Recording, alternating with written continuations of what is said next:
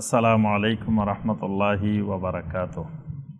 আলহামদুলিল্লাহি রাব্বিল আলামিন ওয়াসসালাতু ওয়াসসালামু আলা সাইয়্যিদিল মুরসালিন ওয়া আলা আলিহি ওয়া সাহবিহি ওয়া মান তাবিআহুম বিইহসানিন ইলা ইয়াউমিদ্দিন, আম্মা বা'দ। সম্মানিত মুসল্লিয়ানে কেরাম, যে বিষয়ের উপরে আমাদের ধারাবাহিক খুতবা চলছিল সেই বিষয়টি ছিল আল আকাইদুল খাতিআহ আল লতিফা ফি মুজতামিনা, অর্থাৎ আমাদের সমাজে বহুল প্রচলিত সূক্ষ্ম ভ্রান্ত আকীদা সমূহ। অর্থাৎ আমরা যে সমাজে বসবাস করি, যে দেশে বসবাস করি, যে অঞ্চলে বসবাস করি, এই বাংলা ভাষাভাষীদের এই অঞ্চলে এমন এমন সূক্ষ্ম ভ্রান্ত ভুল আকীদাগুলো আমাদের রন্ধ্রে রন্ধ্রে এমনভাবে ঢুকে গিয়েছে যে দেখা যায় মানুষটা খুব আমলদার, মানুষটা খুব নামাজি, মানুষটার পোশাক আশাক চেহারা সুরত দেখলে মনে হয় খুবই ভালো মানুষ, দিনদার মানুষ, সলেহীন মানুষ, কিন্তু আকীদা এত মারাত্মক যেগুলো কাফের মুশরিকদের আকীদাকেও হার মানায়। অর্থাৎ আকীদার ক্ষেত্রে এমন ভ্রান্ত শিরকি কুফরি আকীদা বিশ্বাসী যে এদের সে মনে হয় যে জাহিলি যুগের কাফের মুশরিকদের আকীদা আরো ভালো ছিল। এই পরিস্থিতি কিন্তু আমরা আমাদের সমাজে দেখতে পাই।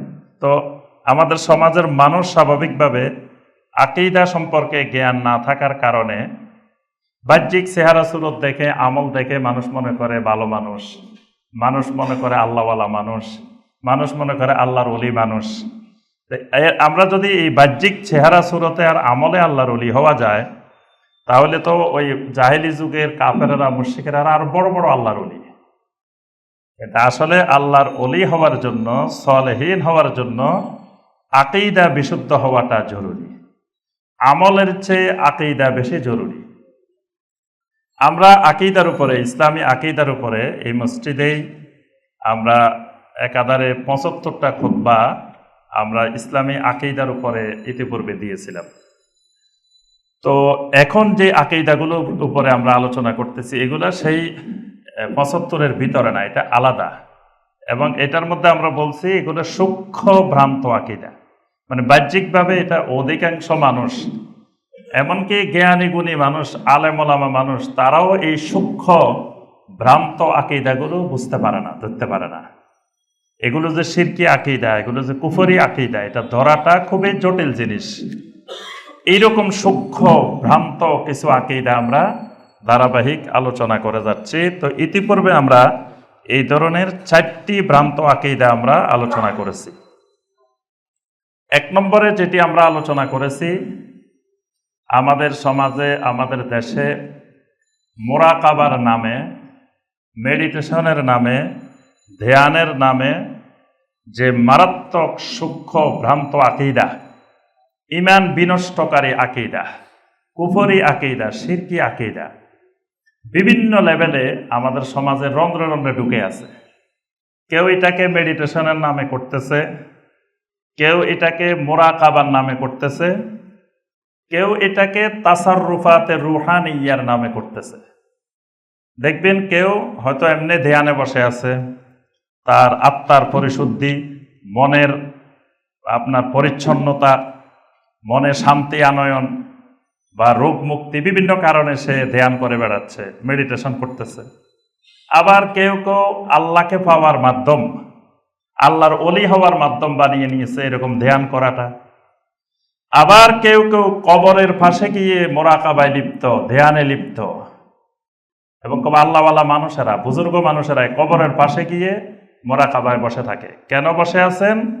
বলে যে তাসাররুফাতে রুহানিয়া, মানে আল্লাহর ওলির কবর থেকে রুহানি ফয়েজ আর বরকত লাভ করবে। নাউজুবিল্লাহ। আল্লাহর ওলির কবরের পাশে ধ্যান করে, মুরাকাবা করে, আল্লাহর ওলির কবর থেকে ফয়েজ এবং বরকত, রুহানি ফয়েজ বরকত হাসিল করবে। তাহলে কত বড় শিরকি আকীদা। এবং যারা এরকম কবরের পাশে বসে বসে এই শিরকি কুফরি করে বেড়াচ্ছে, তাদেরকে আমরা সমাজের মানুষ আল্লাহর ওলি মনে করি, অথচ এরা জঘন্যতম শিরিক আর কুফর করে বেড়াচ্ছে। এই ভ্রান্ত আকীদার ব্যাপারে আমরা প্রথম আলোচনা করেছি।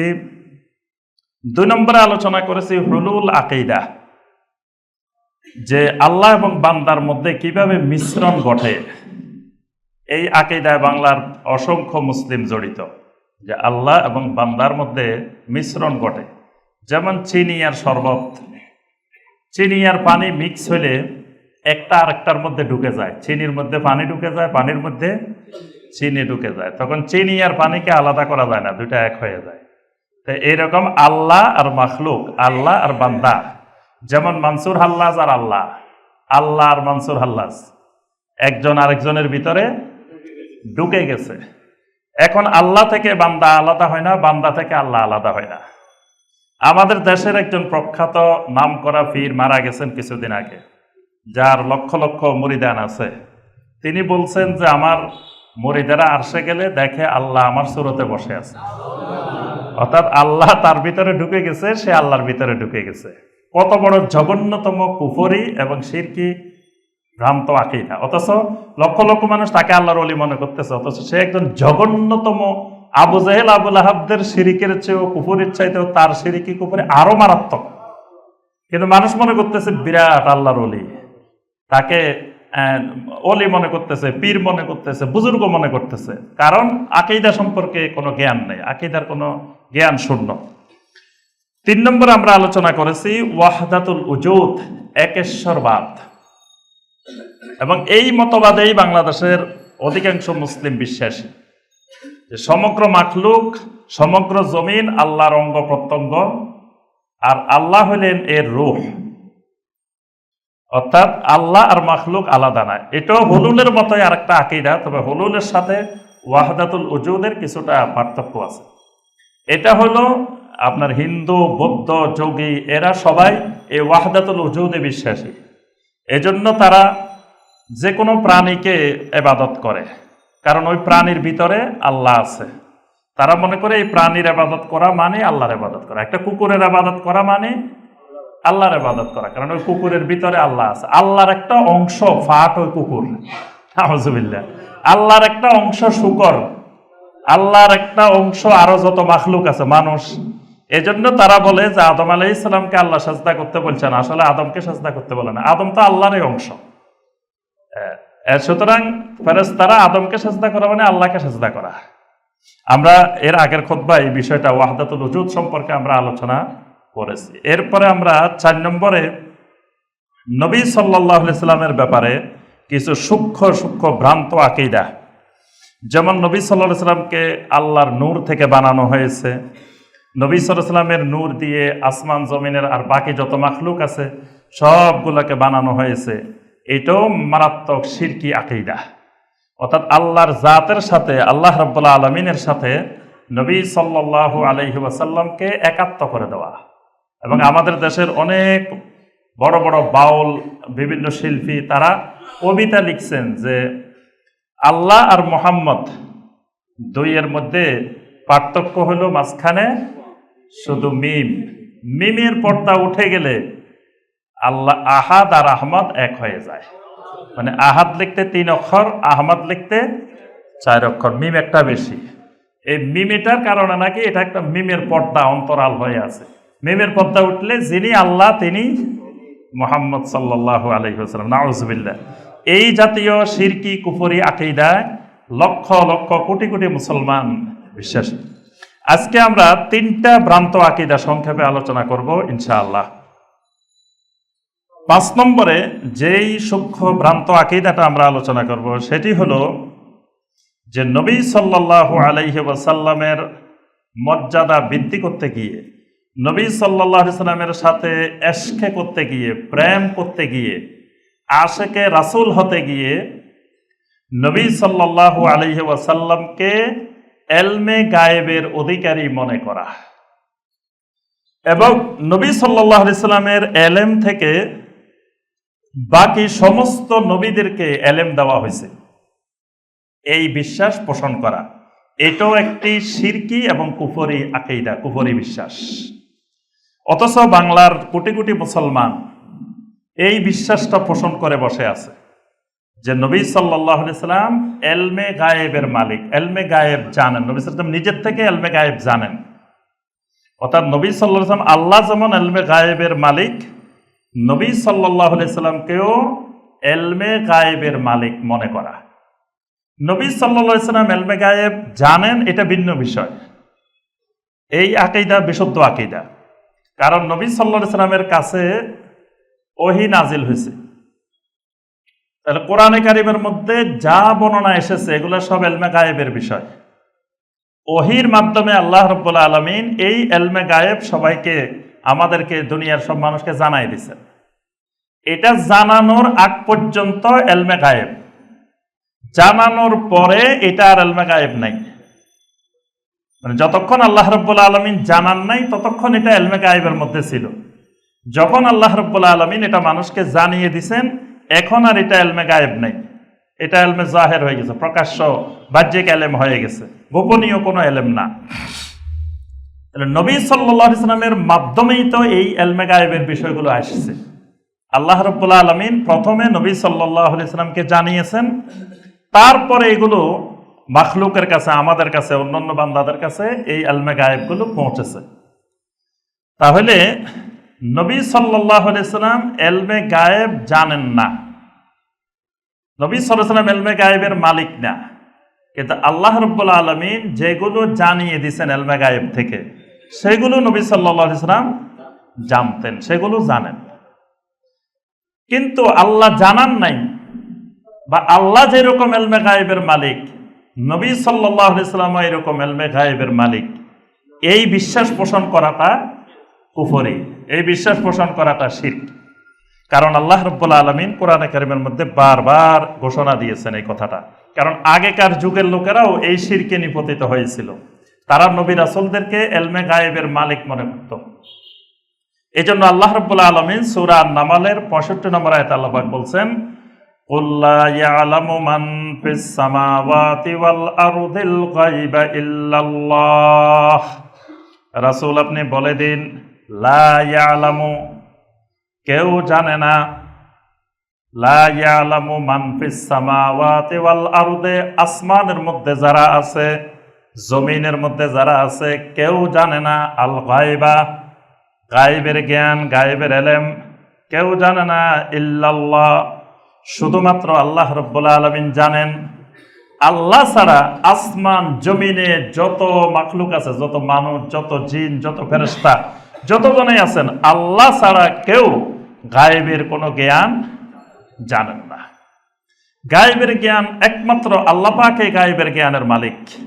আল্লাহ রাব্বুল আলামিন সূরা আল-আনআমের মধ্যে বলছেন, ওয়া ইনদাহু মাফাতিহুল গায়বি লা ইয়ালামুহা ইল্লা হু, একমাত্র আল্লাহর কাছে হলো মাফাতিহুল গায়ব, গায়েবের সকল চাবিকাঠি একমাত্র আল্লাহর হাতে।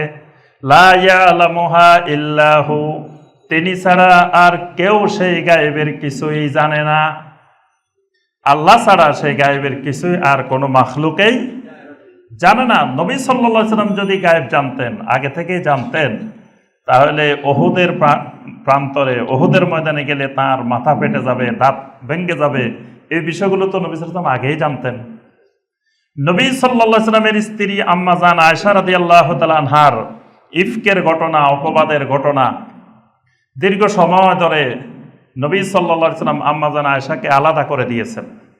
আম্মা জান আয়েশা কেমন চরিত্রের অধিকারী এটা আল্লাহ রাসূল সাল্লাল্লাহু আলাইহি সাল্লাম ভালো করে জানেন। তারপরেও নবী সাল্লাল্লাহু আলাইহি সাল্লাম তাকে সার্টিফিকেট দেন নাই। পরবর্তীতে আল্লাহ রাব্বুল আলামিন স্বয়ং আম্মা জান আয়েশা রাদিয়াল্লাহু তাআলা আনহার চারিত্রিক সনদ, চারিত্রিক সার্টিফিকেট দিয়েছেন। সুবহানাল্লাহ। তাহলে নবী সাল্লাল্লাহু আলাইহি সাল্লাম যদি গায়েব জানতেন, নবী সাল্লাল্লাহু আলাইহি সাল্লাম সাথে সাথে বলে দিতেন যে না, আমি দেখেছি, আমি জানি, আমি এলমে গায়েবের মালিক, যে আয়েশা কিছুই করে নাই, আয়েশা নির্দোষ। কিন্তু নবী সাল্লাল্লাহু আলাইহি সাল্লাম আল্লাহর ঘোষণা আসার আগে এই ঘোষণা দেন নাই। এই জন্য আয়াত নাজিলের পরে আবু বকর রাদিয়াল্লাহু তাআলা আনহু আয়েশাকে বলতেছেন যে যাও তুমি আল্লাহ রাসূলের কাছে গিয়ে শুকরিয়া আদায় করো। আম্মা জান আয়েশা বলছেন, আমি রাসূলের কাছে কেন শুকরিয়া আদায় করব? আগে তো শুকরিয়া আদায় করবো আমার আল্লাহর কাছে, কারণ রাসূল তো আমার সনদ দেন নাই, বরং রাসূল আমার বাবার বাড়িতে পাঠাই দিয়েছেন, বরং আল্লাহ রাব্বুল আলামিন আমার চারিত্রিক সার্টিফিকেট দিয়েছেন। সুবহানাল্লাহ। তাহলে নবী সাল্লাল্লাহু আলাইহি সাল্লাম গায়েব জানলে তো এই বিষয়টা আগেই জানার কথা। নবী সাল্লাল্লাহু আলাইহি সাল্লাম ইলমে গায়েবের মালিক হইলে একবার নবী সাল্লাল্লাহু আলাইহি সাল্লামের ওট হারিয়ে গেল, কোথাও ওট খুঁজে পাওয়া যাচ্ছে না। তখন একজন মুনাফিক বলতে লাগলো, তিনি নাকি তোমাদেরকে আসমানের খবর দেয়, আসমানের খবর শোনায়, তো ওট হারাই গেছে, কোথায় ওট হারাই গেছে এটা বলে দিতে পারে না? তার ওট কোথায় গেছে এটাই যিনি বলতে পারে না, তিনি নবী হয় কেমনে? তখন আল্লাহ রসুল সাল্লাল্লাহু আলাইহি ওয়াসাল্লাম বলছেন যে আমি গায়েবের মালিক না, আমি গায়েব জানি না, আমাকে যতটুকু আল্লাহ জানান শুধু আমি ততটুকু জানি। তা আমার ওট কোথায় আছে এটা আল্লাহ পাক আমাকে জানিয়েছেন কিছুক্ষণ আগে, জিবরিল আলাইহিস সালামের মাধ্যমে আমাকে জানাইছেন অমুক জায়গায় ওটটা আছে, তোমরা যাই সন্ধান করো পাওয়া যাবে। তারপরে সেই ওট পাওয়া গেছে। তাহলে নবী সাল্লাল্লাহু আলাইহি ওয়াসাল্লাম যদি গায়েব জানতেন আগেই বলে দিতেন যে ওটটা ওখানে আছে।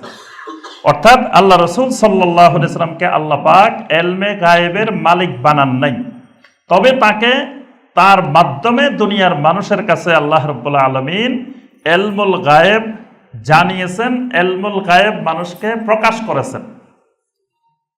আবার নবী সাল্লাল্লাহু আলাইহি ওয়াসাল্লামের এলেম থেকে অন্য নবীদেরকে এলেম দেওয়া হয়েছে, এটাও মিথ্যা কথা, এটা ভ্রান্ত আকীদা।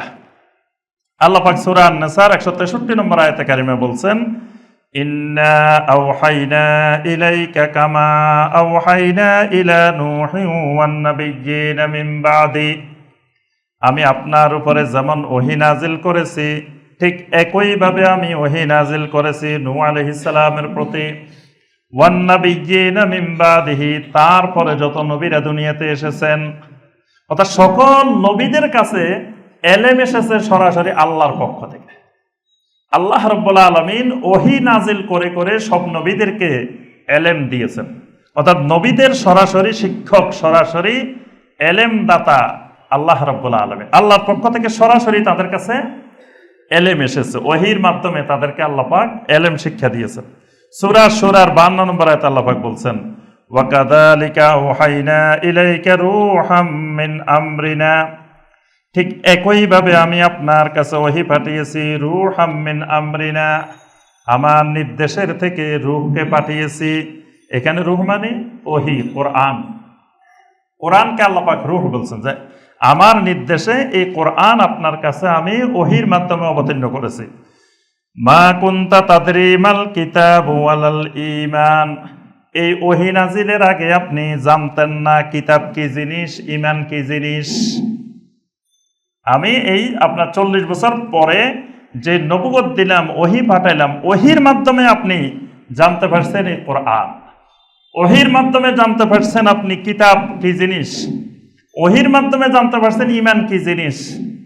এর আগে মা কুনতা তাদরি মাল কিতাব ওয়ালাল ঈমান, আপনি এর আগে জানতেন না কিতাব কি জিনিস, ঈমান কি জিনিস। যদি জানতেন তো নবী সাল্লাল্লাহু আলাইহি ওয়াসাল্লাম নবুয়তের আগে ঈমানের দাওয়াত দিতেন, জনগণের কাছে গিয়ে বলতেন, ইয়া আইয়ুহান নাস কুলু লা ইলাহা ইল্লাল্লাহ, কুলু লা ইলাহা ইল্লাল্লাহ তুফলিহু। কিন্তু নবী সাল্লাল্লাহু আলাইহি ওয়াসাল্লাম নবুয়ত লাভের আগে কোনোদিন পৃথিবীর কোনো মানুষের কাছে ঈমানের দাওয়াত দিয়েছেন এরকম দৃষ্টান্ত দেখা যায় না। তাহলে ওহী নাজিলের আগে তিনি জানতেন না ঈমান কি, ওহী নাজিলের আগে তিনি জানতেন না কিতাব কি। যদি তিনি কিতাবই জানতেন তাহলে তো তিনি আগে তাওরাত জানতেন, ইনজিল জানতেন, জবুর জানতেন, কোরআনও জানতেন আগেই। তিনি যদি মায়ের পেট থেকে কোরআন মুখস্থ করে কোরআনের এলেম নিয়েই তিনি যদি আসতেন, তাহলে তো তিনি বাহিরা যখন আবু তালেবের সাথে ব্যবসা করতে গেলেন সেই শাম দেশে, সেখানে যে বাহিরা পাদ্রীর সাথে নবী সাল্লাল্লাহু আলাইহি ওয়াসাল্লামের সাক্ষাৎ হলো, দেখা হলো, তো বাহিরা তাকে অনেক কিছু জিজ্ঞাসা করেছেন, কিন্তু তিনি তো তাওরাতের, ইনজিলের কোনো একটা আয়াত, কোনো একটা বাক্য শোনাতে পারেন নাই। বরং আপনার অনেক ওরিয়েন্টালিস্ট, অনেক ইসলাম বিদ্বেষী ব্যক্তিরা এই অপবাদ দেওয়ার চেষ্টা করছে যে নবী সাল্লাল্লাহু আলাইহি ওয়াসাল্লাম ওই বাহিরাত থেকে এই কথাগুলো, কোরআন যেগুলো শুনাইছেন এগুলা তার থেকে শিখছেন। এই অপবাদও অনেকেই আরোপ করেছিল। আল্লাহ পাক বলছেন মা কুনতা তাদরি মাল কিতাব ওয়ালাল ঈমান, ওহী নাজিলের আগে আপনি জানতেন না কিতাব কি ঈমান কি। তাহলে বোঝা যায় যে নবী সাল্লাল্লাহু আলাইহি সাল্লাম ওহীর আগে, নবুয়তের আগে তিনি কোন প্রকারের এলেম নিয়ে আসেন নাই। যদি এলেম নিয়ে না আসেন তিনি অন্য নবীদেরকে কেমনে এলেম দিছেন, তার থেকে কিভাবে অন্য নবীদের কাছে এলেম গেছে। অর্থাৎ এই আকীদাটা সম্পূর্ণরূপে সূক্ষ্ম ভ্রান্ত আকীদা। 6 নম্বর যে আকীদাটা সেটি হলো নবী সাল্লাল্লাহু আলাইহি ওয়াসাল্লাম নিজের ইচ্ছায়, মানে আল্লাহ ছাড়াও নবী সাল্লাল্লাহু আলাইহি ওয়াসাল্লাম নিজেই বান্দার উপকারও করতে পারেন, বান্দার ক্ষতিও করতে পারেন। এজন্য আল্লাহর কাছে না চেয়ে সরাসরি যদি নবী সাল্লাল্লাহু আলাইহি ওয়াসাল্লামের কাছে কিছু চাওয়া হয় বা নবী সাল্লাল্লাহু আলাইহি ওয়াসাল্লামের কাছে ইস্তেগাসা করা হয়, সাহায্য প্রার্থনা করা হয়, পরিত্রাণ চাওয়া হয়, দোয়া করা হয়, তো নবী সাল্লাল্লাহু আলাইহি ওয়াসাল্লাম উম্মতের উপকারও করতে পারেন, ক্ষতিও করতে পারেন। এই বিশ্বাসটাও শিরকি বিশ্বাস, কুফরি বিশ্বাস। একমাত্র আল্লাহ রাব্বুল আলামিন ছাড়া আর কেউ বান্দার উপকারও করতে পারে না, ক্ষতিও করতে পারে না। নবী সাল্লাল্লাহু আলাইহি ওয়াসাল্লাম বান্দার, আল্লাহ যদি কোনো কিছু দিতে চান নবী সাল্লাল্লাহু আলাইহি ওয়াসাল্লাম তা বাধা দেওয়ার ক্ষমতা নাই। আল্লাহ যদি কিছু নিতে চান নবী সাল্লাল্লাহু আলাইহি ওয়াসাল্লাম দেওয়ার ক্ষমতা। এই জন্য নবী সাল্লাল্লাহু আলাইহি ওয়াসাল্লাম প্রত্যেক ফরজ নামাজের পরে সালাম ফিরানোর পরে বলতেন আল্লাহুম্মা লা মানিআ লিমা আতাইতা ওয়ালা মুতিয়া লিমা মানাতা ওয়ালা ইয়ানফাউজাল জাদ্দি মিনকাল জাদ। আল্লাহুম্মা লা মানিআ লিমা আতাইতা, হে আল্লাহ আপনি যাকে কোনো কিছু দিতে চান, লা মানিআ সেটা বাধা দেওয়ার, নিষেধ করার, বন্ধ করার আর কেউ নাই। আর ওয়ালা মুতিয়া লিমা মানাতা, আপনি যাকে দিবেন না, বন্ধ করে দিবেন, এটা দেওয়ার মতো আসমান জমিনে আর কেউ নাই। তো যদি নবী সাল্লাল্লাহু আলাইহি ওয়াসাল্লাম দিতে পারতেন বলতেন যে ইল্লা মুহাম্মাদান, একজন আছে তিনি হলো শুধু মুহাম্মদ সাল্লাল্লাহু আলাইহি ওয়াসাল্লাম, তিনি পারে। কিন্তু নবী সাল্লাল্লাহু আলাইহি ওয়াসাল্লাম নিজেই বলতেন, উম্মতকে শিক্ষা দিয়েছেন আল্লাহ ছাড়া এটা কেউ পারে না। এবং নবী সাল্লাল্লাহু আলাইহি ওয়াসাল্লাম সাহাবায়ে কেরামদেরকে বারবার এটাই শিক্ষা দিয়েছেন যে তোমাদের যা কিছু দরকার চাইবে একমাত্র আল্লাহর কাছে, সাহায্য চাইবে আল্লাহর কাছে, বিপদ থেকে উদ্ধারের জন্য চাইবে আল্লাহর কাছে, ইস্তেগাসা করবে আল্লাহর কাছে। অর্থাৎ সকল বিপদ আপদ মুসিবত দূরকারী একমাত্র আল্লাহ রাব্বুল আলামিন। এবং বান্দার যত কল্যাণ, যত কিছু দেওয়ার মালিক, সব কিছু একমাত্র আল্লাহ রাব্বুল আলামিনের থেকে আসে। আল্লাহ রাসূল সাল্লাল্লাহু আলাইহি ওয়াসাল্লাম বারবার উম্মতকে নিষেধ করেছেন যে খবরদার আমার পরে তোমরা আমাকে নিয়ে অতিরিক্ত অতিরঞ্জন, বাড়াবাড়ি এগুলো তোমরা করবে না, করলে তোমরা ধ্বংস হয়ে যাবে। নবী সাল্লাল্লাহু আলাইহি ওয়াসাল্লাম বলছেন লা তুতরুনি কামা আতরাতিন নাসারা ইবনা মারিয়াম, খবরদার আমার ব্যাপারে তোমরা অতিরঞ্জন করিও না, বাড়াবাড়ি করিও না, যেমনি ভাবে নাসারারা ঈসা ইবনে মারিয়ামের ব্যাপারে বাড়াবাড়ি করেছে, অতিরঞ্জন করেছে। ইন্নামা আনা আব্দুন, আমি হলাম একজন গোলাম, আমি একজন আল্লাহর বান্দা। ফাকুলু আব্দুল্লাহি ওয়া রাসূলু, তোমরা বলো মুহাম্মদ সাল্লাল্লাহু আলাইহি ওয়াসাল্লাম হলেন আল্লাহর গোলাম, আল্লাহর বান্দা এবং আল্লাহর রাসূল। তিনি আল্লাহর বান্দা এবং আল্লাহর রাসূল। সুতরাং তোমরা আমাকে অতিরঞ্জন করতে করতে করতে করতে আল্লাহ বানায় ফেলিও না, বা আল্লাহর সমকক্ষ বানিয়ে ফেলিও না। আল্লাহ পাক আহলে কিতাবদেরকে বারবার নিষেধ করেছিলেন। সূরা আল মায়েদার ৭৭ নম্বর আয়াতে আল্লাহ পাক বলছেন কুল ইয়া আহলাল কিতাব লা তাগলু ফি দীনিকুম গায়রাল হক, হে আহলে কিতাবরা লা তাগলু ফি দীনিকুম, তোমাদের দ্বীনের মধ্যে গুলু করিও না। গুলু মানে মুজাওয়াজাতুল হাদ, সীমা অতিক্রম করিও না, অতিরঞ্জন করিও না। সব কিছুর একটা সীমা আল্লাহ পাক নির্ধারণ করে দিয়েছেন। নবী রাসূলদের মর্যাদারও একটা সীমা আল্লাহ রাব্বুল আলামিন নির্দিষ্ট করে দিয়েছেন, সেই সীমার উপরে তোমরা যেও না। এই জন্য নবী সাল্লাল্লাহু আলাইহি ওয়াসাল্লাম বলেছেন ওয়াল্লাহি লা উহিব্বু আন তারফাউনি ফাওকা মানজিলাতি আল্লাতী আনজালানি আল্লাহু আযজা ওয়া জাল্লা। আল্লাহ রাব্বুল আলামিন আমাকে যেই মর্যাদা দিয়েছেন, যেই মানজিল দিয়েছেন, যেই স্তর দিয়েছেন, এই স্তরের থেকে তোমরা আমাকে আরো উপরে নিয়ে যাবে, আল্লাহর কসম আমি নবী সেটা পছন্দ করি না। অর্থাৎ আমাকে আল্লাহ যতটুকু মর্যাদা দিয়েছেন এতটুকুর মধ্যেই তোমরা আমাকে মর্যাদা দিবে, কিন্তু এর থেকে অতিরিক্ত করাকে আল্লাহর কসম আমি নবী পছন্দ করি না। সূরা আল আরাফের 188 নম্বর আয়াতে আল্লাহ পাক বলছেন, কুল লা আমলিকু লিনাফসি নাফআন ওয়ালা দাররান ইল্লা মা শাআল্লাহ। রাসূল আপনি বলুন, লা আমলিকু লিনাফসি, আমি আমার নিজের জন্য কোনো উপকার ক্ষতি করার মালিক না। বান্দার বা তোমাদের উম্মতের উপকার ক্ষতি তো পরের কথা, আমি আমার নিজের কোনো উপকার করার মালিকও আমি না, আমার নিজের কোনো ক্ষতি করার মালিকও আমি না। ইল্লা মা শাআল্লাহ, আল্লাহ যেটা চান আমার উপরে সেটাই কার্যকর হয়। আমি নিজে আমার উপকারও করতে পারি না, আমি নিজে আমার ক্ষতিও করতে।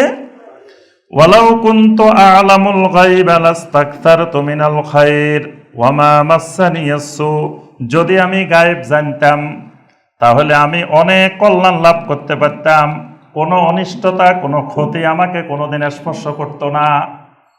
আমার কাছে যদি গায়েবের ইলম থাকতো, গায়েবের জ্ঞান থাকতো, তো আমি তো আগে থেকে জেনে যেতাম, তাহলে আমি আমার কোনো ক্ষতি বিপদ আপদ আমাকে কোনোদিন স্পর্শ করতে পারতো না।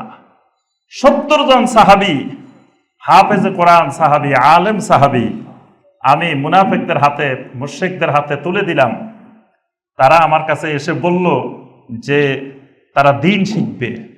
আমি বাছাই করে করে বড় বড় সাহাবীদেরকে আমি পাঠাই দিলাম, রাস্তায় নিয়ে সব সাহাবীকে শহীদ করে ফেলল।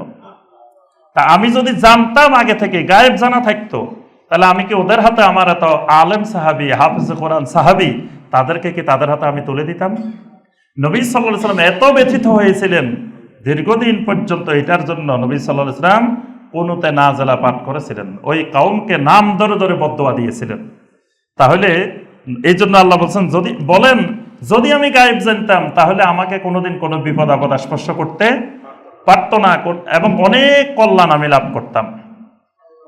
সূরা বানী ইসরাঈলের 56 নম্বর আয়াতে আল্লাহ পাক বলেন, কুলিদুল্লাযীনা যাআমতুম মিন দুনিহি ফালা ইয়ামলিকুনা কাশফাদ দুররি আনকুম ওয়ালা তাহবিলা।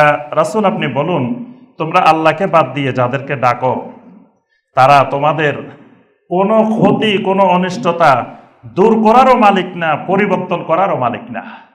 অর্থাৎ তোমাদের কোনো বিপদ আপদ মুসিবত দূরও করতে পারবে না, এটাকে পরিবর্তন করে ভালো করে দেওয়া এটাও তারা করতে পারবে না। এই ক্ষমতা কারোই নাই। এভাবে অসংখ্য আয়াত এবং হাদিসের মাধ্যমে আমরা জানতে পারি যে নবী সাল্লাল্লাহু আলাইহি ওয়াসাল্লামকে আল্লাহ পাক অনেক মর্যাদা দিয়েছেন। আল্লাহ পাক তার মর্যাদা ভুলুণ্ঠিত করেছেন, আল্লাহ পাক তার মর্যাদাকে অনেক উচ্চ আসনে নিয়েছেন। কিন্তু তার অর্থ এই নয় আল্লাহ পাকের ক্ষমতার অংশীদারিত্ব নবী সাল্লাল্লাহু আলাইহি ওয়াসাল্লামকে বানিয়ে নিয়েছেন, যে নবী সাল্লাল্লাহু আলাইহি ওয়াসাল্লামের কাছে চাইলে, দোয়া করলে যে ইয়া রাসূলুল্লাহ আমাকে এটা দেন, আমাকে ওইটা দেন, আমাকে এটা দেন, তাহলে রাসূল দিয়ে দিতে পারেন। এই বিশ্বাস, এই আকীদা শিরকি আকীদা, কুফরি আকীদা। অথচ আমরা দেখি আমাদের এই বাংলাভাষী অনেক মুসলমান নবী সাল্লাল্লাহু আলাইহি ওয়াসাল্লামের কাছে চায়, নবী সাল্লাল্লাহু আলাইহি ওয়াসাল্লামের কাছে চায় তো চায়, আরো আল্লাহর ওলিদের কাছেও চায়, এবং আল্লাহর ওলিদেরকে তারা মনে করে যে তারাও মানুষকে অনেক কিছু দিতে পারে, এবং তারা মানুষের উপকার করতে পারে, ক্ষতি করতে পারে, অনেক ক্ষমতা তাদের। নাউযুবিল্লাহ। এই বিশ্বাসগুলো সম্পূর্ণরূপে শিরকি এবং কুফরি আকীদা, শিরকি এবং কুফরি বিশ্বাস। আল্লাহ পাক হেফাজত করুন আমাদের সবাইকে। যে 7 নম্বরে যেই আকীদাটা, ভ্রান্ত আকীদাটা আমরা আলোচনা করব, সেটি হলো তাজকিয়ার ক্ষেত্রে ভ্রান্ত আকীদা। এটা হলো আল আকাইদুল খাতিয়া ফি মানাহিজে তাজকিয়া। তাজকিয়ার মানহাজের ক্ষেত্রে মারাত্মক ভ্রান্ত আকীদা। এটা হলো 7 নম্বর ভ্রান্ত আকীদা। তাজকিয়াটা কি? আগে আমাদেরকে বুঝতে হবে যে তাজকিয়া কি, তাজকিয়া কি, তারপরে বুঝতে হবে আহলুস সুন্নাহ ওয়াল জামাত কেমনে তাজকিয়া করে, আর ভ্রান্ত মতবাদের অনুসারীদের তাজকিয়ার মাধ্যম, আহলুস সুন্নাহ ওয়াল জামাতের দৃষ্টিতে তাজকিয়ার উদ্দেশ্য কি, আর ভ্রান্ত আকীদার অনুসারীদের তাজকিয়ার উদ্দেশ্যটা কি। এই 3টা জিনিস বুঝতে হবে তাজকিয়ার ক্ষেত্রে। প্রথমে আমরা আসি, তাজকিয়া কি জিনিস? তাজকিয়া মানে হলো পরিশুদ্ধি, পরিচ্ছন্ন করা। তাজকিয়া হলো পরিচ্ছন্ন করা, মানে স্বচ্ছ করা, পরিশুদ্ধ করা। কোনো জায়গায় কোনো কিছু ভুল জিনিস বা ময়লা জিনিস, খারাপ জিনিস আছে, এটাকে পরিষ্কার করে ওই জায়গাটাকে বিশুদ্ধ করা, পরিচ্ছন্ন করা, এটার নাম হলো এটাকে বলা হয় তাজকিয়া। এই তাজকিয়া থেকে জাকাত। জাকাতকে জাকাত বলা হয় কেন? জাকাত মানুষের অন্তরের ময়লা আবর্জনা, অর্থাৎ বখালতি, কৃপণতা, তারপরে আরো অনেক রোগ আছে অন্তরের, যে রোগগুলো জাকাত দেওয়ার মাধ্যমে পরিচ্ছন্ন হয়। জাকাত দেওয়ার মাধ্যমে সম্পদ পরিচ্ছন্ন হয়। এই জন্য আল্লাহ রাব্বুল আলামিন এই ইবাদতের নাম রাখছেন জাকাত। আপনার তাজকিয়া ইসলামের 3টি গুরুত্বপূর্ণ উসুলের মধ্যে, উসুলুল ইমানের 3টি উসুলের মধ্যে গুরুত্বপূর্ণ 3 নম্বর উসুলটা হলো তাজকিয়া। এটাকে হাদিসের ভাষায় বলা হয়েছে ইহসান। জিবরিল আলাইহিস সালাম নবী সাল্লাল্লাহু আলাইহি ওয়াসাল্লামকে জিজ্ঞাসা করেছেন, আখবিরনি আনিল ইহসান, যে আমাকে ইহসান সম্পর্কে বলেন। তখন নবী সাল্লাল্লাহু আলাইহি ওয়াসাল্লাম বলেছেন, ইহসান হলো আন তা'বুদাল্লাহা কাআন্নাকা তারা ফা ইল্লাম তাকুন তারাহু ফা ইন্নাহু ইয়ারাক।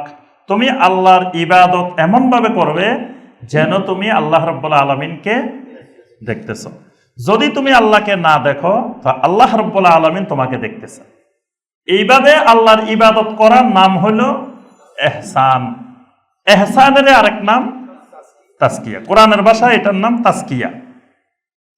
ইব্রাহিম আলাইহিস সালাম সেই বাইতুল্লাহ তৈরি করার পরে, আল্লাহর ঘর বানানোর পরে, আল্লাহর ঘরের সামনে দাঁড়িয়ে আল্লাহর কাছে দোয়া করছেন, রব্বানা ওয়াবআস ফীহিম রাসূলাম মিনহুম ইয়াতলু আলাইহিম আয়াতিকা ওয়া ইউআল্লিমুহুমুল কিতাবা ওয়াল হিকমা ওয়া ইউযাক্কিহিম ইন্নাকা আনতাল আসিসুল হাকীম। ইব্রাহিম আলাইহিস সালাম দোয়া করতেছেন, রব্বানা ওয়াবআস ফীহিম রাসূলাম মিনহুম, আয় আল্লাহ এই জনপদের ভিতর থেকে, এই এলাকা থেকে আপনি তাদের মধ্যে এমন একজন নবী, এমন একজন রাসূল আপনি পাঠিয়ে দিন, যেই রাসূল ইয়াতলু আলাইহিম আয়াতিকা, তাদের সামনে আপনার আয়াতগুলোকে তেলাওয়াত করে করে শোনাবে। এই রাসূলের 1 নম্বর কাজ হলো আপনার আয়াতগুলো তিনি তেলাওয়াত করে শোনাবেন। আর কি করবেন? ওয়া ইউআল্লিমুহুমুল কিতাবা ওয়াল হিকমা, দুনিয়ার মানুষকে কিতাব শিখাবেন, হিকমা শিখাবেন। এই হিকমা মানে সুন্নাহ, কোরআন শিখাবেন এবং হাদিস শিখাবেন, নবী সাল্লাল্লাহু আলাইহি ওয়াসাল্লামের সুন্নাহ শিখাবেন। আর ওয়া ইউযাক্কিহিম, তাদেরকে তাজকিয়া করবেন, তাদেরকে পরিশুদ্ধ করবেন। তাহলে নবী সাল্লাল্লাহু আলাইহি ওয়াসাল্লামের 4টি গুরুত্বপূর্ণ কাজ। সেই ইব্রাহিম আলাইহিস সালাম নবী সাল্লাল্লাহু আলাইহি ওয়াসাল্লামের আগমনের শত শত বছর আগে দোয়া করছেন যে আল্লাহ এখানে একজন নবী এমন পাঠিয়ে দেন যে নবী এই 4টা কাজ করবে। তাহলে এখানে গুরুত্বপূর্ণ একটা কাজ হলো নবী সাল্লাল্লাহু আলাইহি ওয়াসাল্লামের, তিনি দুনিয়ার মানুষের কি করবেন? তাজকিয়া করবেন, পরিশুদ্ধি করবেন, পরিচ্ছন্ন করবেন। এটা নবী সাল্লাল্লাহু আলাইহি ওয়াসাল্লামের নবুয়তের একটা গুরুত্বপূর্ণ কাজ। এটা দাওয়াতের একটা গুরুত্বপূর্ণ নীতি যে তিনি এই উম্মতের বান্দাদের, আল্লাহর বান্দাদের তিনি তাজকিয়া করবেন, পরিশুদ্ধি ঘটাবেন। এরপরে আমরা দেখি যে এই তাজকিয়া, তাহলে যুগে যুগে সকল নবী রাসূল পৃথিবীতে তাজকিয়ার কাজ করছেন।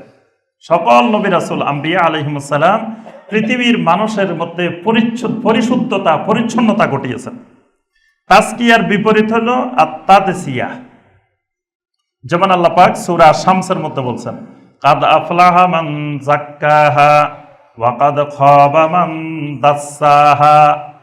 কাদ আফলাহা মান যাক্কাহা, ওই লোক সফল যেই লোক নিজেকে পরিশুদ্ধ করে নিছে। মান যাক্কাহা, যেই লোক তাকে পরিশুদ্ধ করতে পেরেছে, তাজকিয়া করতে পেরেছে, সে সফল হয়েছে। ওয়া কাদ খাবা মান দাসসাহা, আর ওই লোক ক্ষতিগ্রস্ত হয়ে গেছে যেই লোক নিজেকে পরিশুদ্ধ করতে পারে নাই। যেই লোক নিজেকে ময়লা যুক্ত করেছে, আবর্জনা যুক্ত করেছে, সেই লোক নিজেকে পরিশুদ্ধ করে নাই, সেই লোক সফল হতে পারে না, সে ব্যর্থ হয়েছে। কাদ খাবা, সে ব্যর্থ হয়ে গেছে যেই লোকটা নিজেকে পরিশুদ্ধ করতে পারে না। তাহলে তাজকিয়া আর একটা হলো তাদসিয়া, এই দুটা পরস্পর বিপরীত শব্দ। আর তাজকিয়াটা, পরিশুদ্ধিটা 2 দিক থেকে হয়, মানে বান্দার দিক থেকেও পরিশুদ্ধি হয়, আবার আল্লাহ রাব্বুল আলামিনের দিক থেকেও তাজকিয়া হয়। তাজকিয়া 2 দিক থেকে হয়, বান্দার থেকেও তাজকিয়া হবে, আল্লাহ সুবহানাহু ওয়া তাআলার পক্ষ থেকেও তাজকিয়া হবে। যেমন আল্লাহ পাক সূরা আন-নাসার 49 নম্বর আয়াতে বলছেন, বালিল্লাহু ইউযাক্কি মান ইয়াশা ওয়ালা ইউযলামুনা ফাতিলা। বরং আল্লাহ রাব্বুল আলামিন যাকে চাইবেন তাকে পরিশুদ্ধ করবেন, তাজকিয়া করবেন। সুবহানাল্লাহ। তাহলে আমি আপনি খালি চাইলেই পরিশুদ্ধ হওয়া যাবে না, তাজকিয়া হওয়া যাবে না। তাজকিয়া পরিশুদ্ধি হওয়ার জন্য আল্লাহ রাব্বুল আলামিন চাইতে হবে, আল্লাহর মাশিয়াত, আল্লাহর ইচ্ছা লাগবে। আল্লাহর ইচ্ছা না হইলে পরিশুদ্ধ হওয়া যাবে না। এই জন্য নবী সাল্লাল্লাহু আলাইহি ওয়াসাল্লাম কতজনের জন্য দোয়া করছেন আল্লাহ তাদেরকে যেন পরিশুদ্ধ করে দেন, কিন্তু পরিশুদ্ধ হয় নাই, কারণ আল্লাহ রাব্বুল আলামিন চান নাই। এই জন্য আমি আপনি পরিশুদ্ধ হইতে হলেও আল্লাহ চাইতে হবে, আল্লাহ চাইলে তারপরে পরিশুদ্ধি হবে। এই জন্য নবী সাল্লাল্লাহু আলাইহি ওয়াসাল্লাম দোয়া করতেন, বিশেষ করে রাত্রিবেলা কিয়ামুল লাইলের মধ্যে, তারপরে বিতিরের মধ্যে, বিভিন্ন সময় নবী সাল্লাল্লাহু আলাইহি ওয়াসাল্লাম এই দোয়াটা করতেন। এবং এই দোয়াটা এখনো মসজিদে হারামে, মসজিদে নববীতে, বিশেষ করে সলাতুল বিতিরের দোয়ার মধ্যে এই দোয়াটা বেশি বেশি করা হয়। নবী সাল্লাল্লাহু আলাইহি ওয়াসাল্লাম এই দোয়াটা করতেন, আল্লাহুম্মা আতি নুফুসানা তাকওয়াহা ওয়া যাক্কিহা আনতা খায়রু মান যাক্কাহা আনতা ওয়ালিয়্যুহা ওয়া মাওলাহা। আল্লাহুম্মা আতি নুফুসানা তাকওয়াহা, হে আল্লাহ আমাদের নফসগুলাকে তাকওয়া দিয়ে পরিপূর্ণ করে দিন।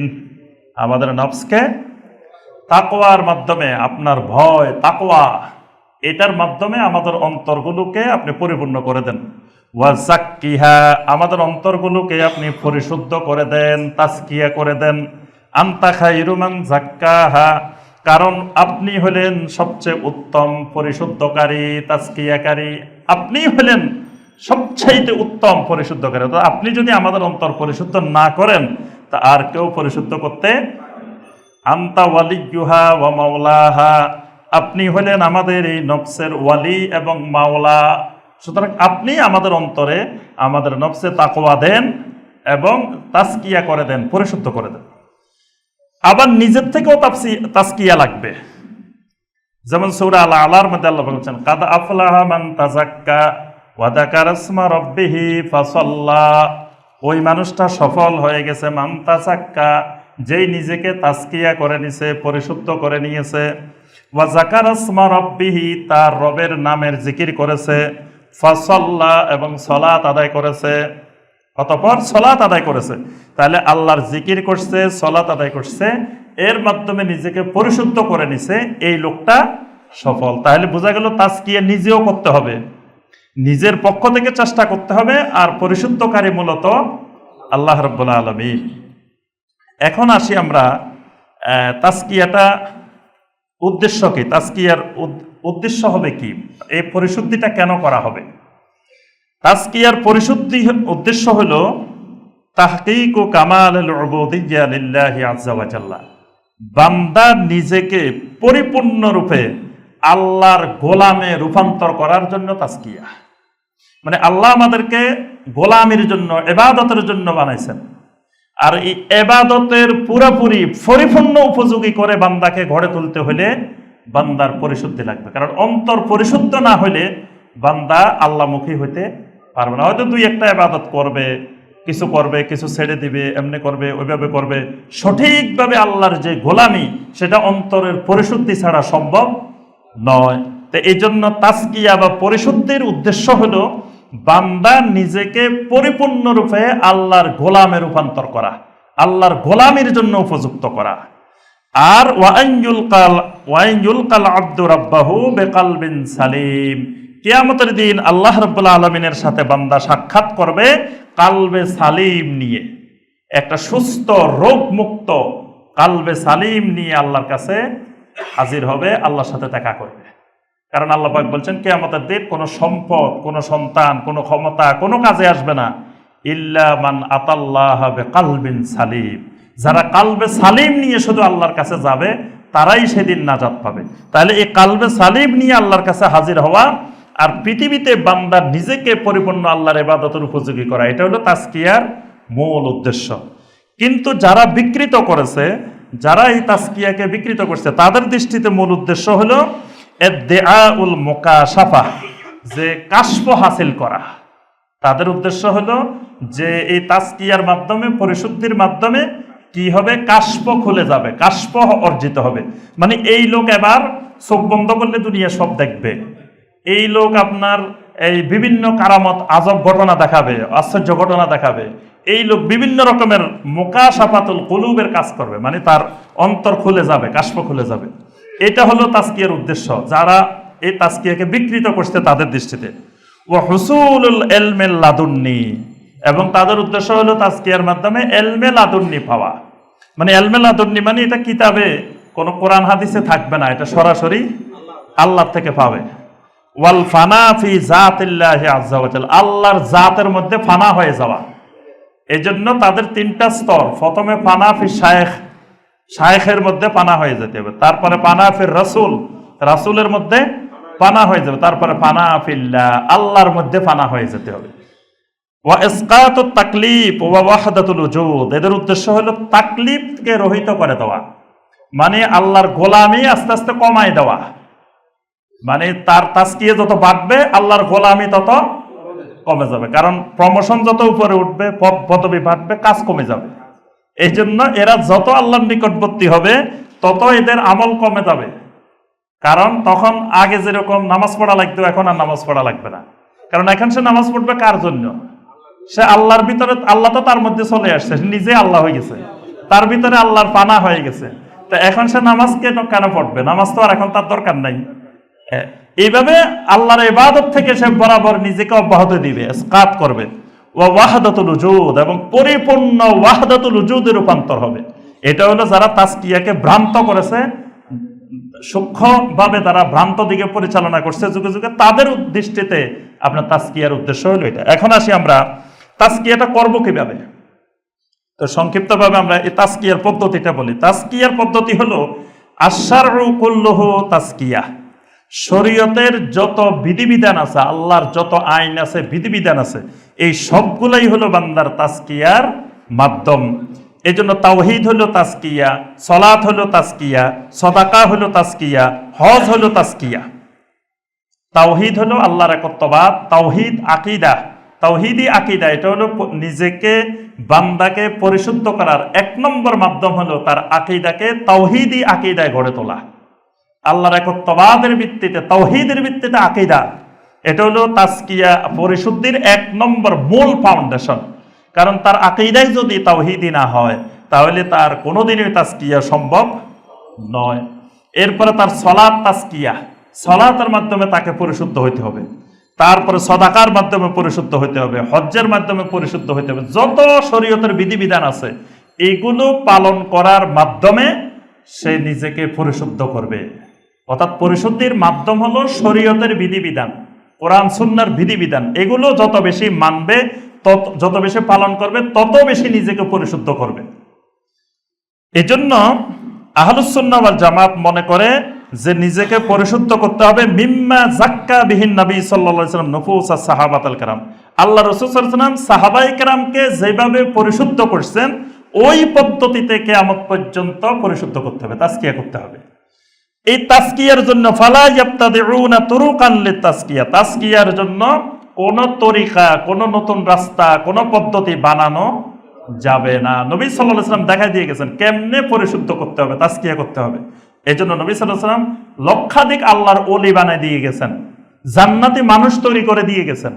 তাহলে এই মানুষগুলোকে নবী সাল্লাল্লাহু আলাইহি ওয়াসাল্লাম যেই পদ্ধতিতে তাজকিয়া করছেন, কিয়ামত পর্যন্ত তাজকিয়ার পরিশুদ্ধির একমাত্র পদ্ধতি এটাই।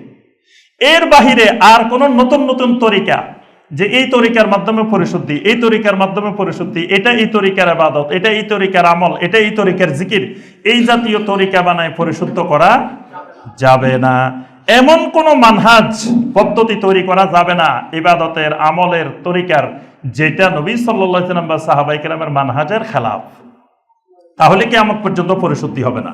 তো এই পরিশুদ্ধিটা কেমনে হবে? এই নবী সাল্লাল্লাহু আলাইহি ওয়াসাল্লাম সাহাবাদেরকে কিভাবে পরিশুদ্ধ করতেন? এক নম্বরে পরিশুদ্ধ করতেন বিল আকিদাতিস সহিহা, আকিদাতুত তাওহীদ। অর্থাৎ তাজকিয়ার এক নম্বর মাধ্যম হলো বিশুদ্ধ আকিদার মাধ্যমে তাজকিয়া, অর্থাৎ তাওহীদি আকিদার মাধ্যমে মানুষকে ভ্রান্ত আকিদা থেকে পরিচ্ছন্ন করে, পরিশুদ্ধ করে, তার ভিতরে তাওহীদি আকিদা ঢুকা। এটাই হলো তাজকিয়ার পরিশুদ্ধির মূল ভিত্তি, 1 নম্বর কাজ। 2 নম্বরে তাজকিয়া হবে বি আদাইল ওয়াজিবাত ওয়া তারকিল মুহাররামাত। শরীয়তের যত ফরজ কাজ আছে, ওয়াজিব কাজ আছে, এগুলো করতে হবে, যত হারাম কাজ আছে সব ছেড়ে দিতে হবে। এটা হলো তাজকিয়ার মাধ্যম। 3 নম্বর আত-তাজকিয়া বিন নওয়াফিল, বেশি বেশি নফল ইবাদত বন্দেগী বাড়াই দিতে হবে। এটা বাড়ানোর মাধ্যমে বান্দার আস্তে আস্তে মর্যাদা আল্লাহর কাছে বাড়তে থাকবে, বান্দার পরিশুদ্ধি করবে, বান্দা নিজেকে পরিপূর্ণ আল্লাহর গোলামে রূপান্তর করতে পারবে। আর যারা ভ্রান্ত আকীদায় বিশ্বাসী, তাজকিয়াকে ভ্রান্ত মতবাদের দিকে নিয়ে গেছে, তাজকিয়ার বিচ্যুতি ঘটিয়েছে, তাদের মতে তাজকিয়া করতে হবে বিল মুকাই ওয়াত তাসদিয়া ওয়াল গানা ওয়াত তাসবিহ। তাদের মতে তাজকিয়া করতে হলে গান গাওয়া লাগবে, তাজকিয়া করতে হলে শ্যামা সঙ্গীত, বিভিন্ন রকমের গান, বাদ্য, ঢোল, তবলা, এগুলার মাধ্যমে পরিশুদ্ধ করতে হবে। কারণ শয়তান, এগুলো হলো মাযামির শায়াতিন, শয়তানের বাদ্যযন্ত্র। যারা শয়তানের পাল্লায় পড়ে গেছে, তালবিস ও ইবলিসের পাল্লায় পড়ে গেছে, এদের কাছে শরীয়তের পদ্ধতিতে পরিশুদ্ধি হয় না, শরীয়তের ভিত্তিতে পরিশুদ্ধি মনে করে না। এরা পরিশুদ্ধির জন্য নতুন নতুন তরিকা বানায়, নতুন নতুন পদ্ধতি বানায়, গান বাজনা, ঢোল, বাদ্য, তবলা, বিভিন্ন রকমের এগুলোর মাধ্যমে, এগুলো যখন বাজে তখন তারা উঠতে থাকে। এই জন্য ইবনে আরবি বলতো যে কোরআন তালাওয়াত আমার কাছে সারাদিন করলেও আমার অন্তরে একটুও নড়াচড়া করে না, কিন্তু যখন শ্যামা সঙ্গীত আর ঢোল তবলা বাজানো হয় তখন যেন আমি আকাশে উঠতেছি, তখন আমি আর জমিনে থাকি না। কয়দিন আগে আমাদের দেশের একজন সুফি, প্রখ্যাত সুফি, উনি সাক্ষাৎকার দিতেছেন যে যখন শ্যামা সঙ্গীত শুনি রাত্রে, আমি রমজানে সারা রাত আমি ঘুমাই না, আমি সারা রাত শ্যামা সঙ্গীত শুনি। পাকিস্তান থেকে, তুরস্ক থেকে, মিশর থেকে বড় বড় শ্যামা সঙ্গীতের শিল্পী নিয়ে আসে, সারা রাত গান শুনে আর তারপরে ফজরের নামাজ পড়ে ঘুমায়, এর আগে ঘুমায় না। এই শ্যামা সঙ্গীতের মাধ্যমে নাকি তার কাছে এত মজা পায়, এত আনন্দ পায়। এটা হলো তালবিস ও ইবলিস। ইবলিস এটার মাধ্যমে তাদেরকে মজা ঢুকায়, আর তারা মনে করে এটার মাধ্যমে তারা পরিশুদ্ধ হচ্ছে। এটা হলো ভ্রান্ত পরিশুদ্ধির মাধ্যম। এরপরে তালি দেওয়া, দেখবেন যে এভাবে তালি দিয়ে দিয়ে আপনার পরিশুদ্ধি ঘটায়, কবরের পাশে তালি দিয়ে দিয়ে তাওয়াফ করে, বিভিন্ন কলা কৌশল অবলম্বন করে। তারপরে জিকিরের নতুন নতুন পদ্ধতি, বিভিন্ন রকমের পদ্ধতি, এটা এই তরিকার জিকির, এটা এই তরিকার জিকির, এটা অমুক তরিকার জিকির। তো নবী সাল্লাল্লাহু আলাইহি সাল্লামের জিকির বাদ দিয়ে, এত রঙের তরিকা দিয়ে কোনোদিন পরিশুদ্ধি সম্ভব নয়। এই জন্য আল্লাহ আল্লাহ জিকির করে, জিকির হবে পরিপূর্ণ বাক্যের, লা ইলাহা ইল্লাল্লাহ অথবা সুবহানাল্লাহ, আলহামদুলিল্লাহ, আল্লাহু আকবার, এইভাবে একটা পরিপূর্ণ বাক্যের জিকির হবে। খণ্ডিত বাক্যের জিকির নবী সাল্লাল্লাহু আলাইহি ওয়াসাল্লাম কোনোদিন করেন নাই, সাহাবীরা করেন নাই, তাবেঈনেরা করেন নাই, যুগে যুগে সালাফদের কেউ করেন নাই। কিন্তু এই তাজকিয়ার বিকৃতি ঘটিয়ে আপনার লা ইলাহা ইল্লাল্লাহ থেকে শুধু আল্লাহ বাক্যটাকে নিয়ে, তারপরে হু হু হু শুধু একটা অংশ নিয়ে, আরো যে কত কায়দার জিকির, বর্তমানে ফেসবুক ইন্টারনেট থাকার কারণে দেখবেন মানে বাংলাদেশেই মনে হয় কয়েকশো রকমের জিকিরের পদ্ধতি আছে। এবং এই জিকিরের নতুন নতুন উদ্ভাবিত জিকিরের কলা কৌশলের মাধ্যমে পরিশুদ্ধি, এটা হলো ইবলিসি পরিশুদ্ধি, এটা তালবিস ও ইবলিস। ইবনুল জাওজি রাহিমাহুল্লাহ বলেছেন এটা তালবিস ও ইবলিস। সাহাবায়ে কেরাম যে জিকিরের মাধ্যমে নিজেদেরকে পরিশুদ্ধ করেছেন, ওইটাই হলো কিয়ামত পর্যন্ত একমাত্র পরিশুদ্ধির তাজকিয়ার পদ্ধতি। এরপরে আপনার বিকৃত যারা করছে তাজকিয়াকে, তারা হালাল জিনিসকে হারাম বানায়, হারাম জিনিসকে হালাল বানায়। তারপরে পশমি কাপড়, তারপরে আপনার বিভিন্ন রকমের খাবার, যেমন গাঁজাকে তারা হালাল বানায়, গাঁজা খাইলে তারা মজা পায়। দেখবেন যে বাংলাদেশের বিভিন্ন জায়গায় জায়গায় এরকম গাঁজা খাওয়ার হাজার হাজার অলি দরবেশ বুজুর্গ পাওয়া যায়, যারা গাঁজাকে হালাল বানিয়ে নিছে। আরো এরকম বিভিন্ন হারাম জিনিসকে তারা হালাল বানিয়ে নিছে। আবার অসংখ্য হালাল জিনিস যেগুলো আল্লাহ পাক অনুমোদন দিয়েছেন, বিয়ে করা, এটা অনেকে বিয়ে শাদী করে না, বিয়ে শাদী ছাড়াই সে তাজকিয়া করতেছে, পরিশুদ্ধি ঘটাতেছে নিজের, সে আল্লাহর ওলি হইতেছে। এরকম অসংখ্য হালাল জিনিসকে হারাম বানানো, হারাম জিনিসকে হালাল বানানো, এইসব পদ্ধতির মাধ্যমে কখনো নিজেকে পরিশুদ্ধ করা সম্ভব নয়। এগুলো হলো বিকৃত পরিশুদ্ধি। তো সম্মানিত ভাই ও বোনেরা, আমরা আর আলোচনা দীর্ঘায়িত করবো না। মূল কথা হলো যে এই তাজকিয়াটা, পরিশুদ্ধটা ইসলামের একটা গুরুত্বপূর্ণ ইবাদত, কিন্তু পরিশুদ্ধটাকে আজকে আমরা বিকৃত অবস্থায় পেয়েছি আমাদের সমাজে।